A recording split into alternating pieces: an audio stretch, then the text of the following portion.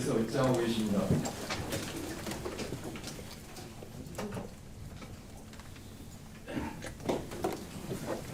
안녕하십니까. 국정상황실장입니다. 대통령님 주재 제2차 수석보좌관 회의를 시작하겠습니다. 오늘 회의는 4시 30분까지 진행하겠습니다. 대통령님께서 모두 말씀을 하신 후 9개의 안건 보고와 토론을 진행하겠습니다. 그러면 대통령님의 모두 말씀이 있겠습니다. 네, 새 정부 출범한 지 이제 한 달이 됐습니다. 이제는 진용도 많이 갖춰주고 자리도 꽉 찬 것 같습니다.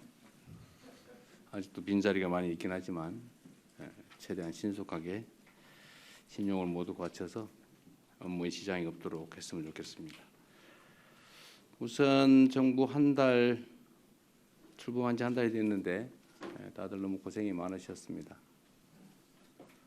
초기고 또 인수위 없이 출범한 정부라서 여러 가지 혼선도 있고 어려움도 많을 텐데 그런 상황에서도 차질 없이 업무 수행해 주시고 작으나마 성과들도 내주신 점에 대해서 감사드립니다.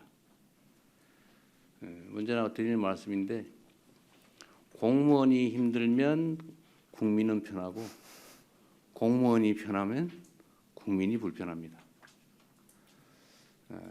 그래서 공직자라고 하는 거죠. 공적인 일을 하는 사람들입니다.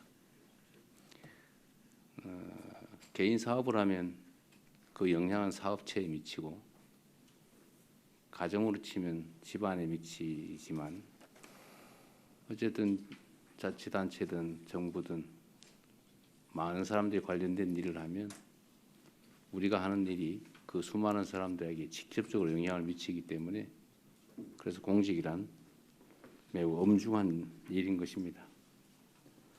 언제나 잊지 말고 나의 한 시간이 5,200만 시간의 가치가 있다 이렇게 생각하고 업무에 임해 주시기를 부탁드립니다.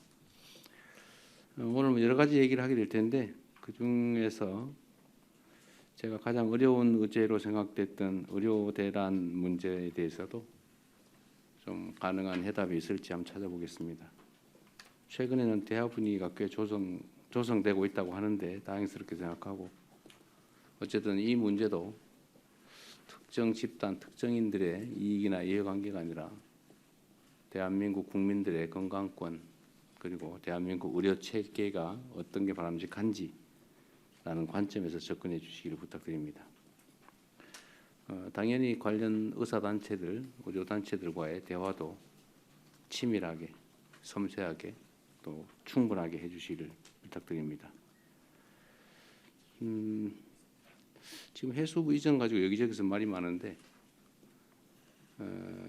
국토 균형 발전은 매우 중요한 과제이고 또 국토 균형 발전을 위해서 중앙 정부의 행정기관들을 세종 또는 충청 지역으로 이전하고 있는 중인데 그 중에서 일부 극히 일부를 더 어려운 꼭 필요한 지역 부산으로 옮기는 문제에 대해서도 그 타당성에 대해서 많은 국민들이 공감하실 것으로 생각합니다. 최대한 신속하게 추진해 주시고 해당 지역 주민들은 기대가 꽤 많은 것 같은데 관련해서 HMM 이전 문제 그리고 더해서 동남권 투자은행 설립 문제도 속도를 내서 좀 진행해 주시기를 부탁드립니다. 이상입니다.